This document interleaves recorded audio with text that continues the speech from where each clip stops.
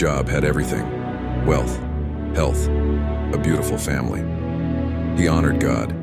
He lived with integrity. Then one day, it all collapsed. His livestock gone. His servants killed. His children lost in a single storm. And if that wasn't enough, painful sores covered his body from head to toe. Even his wife said, "Curse God and die." But Job didn't. He tore his robe, fell to the ground, and said, "The Lord gave and the Lord has taken away. Blessed be the name of the Lord." Yes, Job questioned. He wept. He wrestled with God, but he never let go. And in the end, God restored him.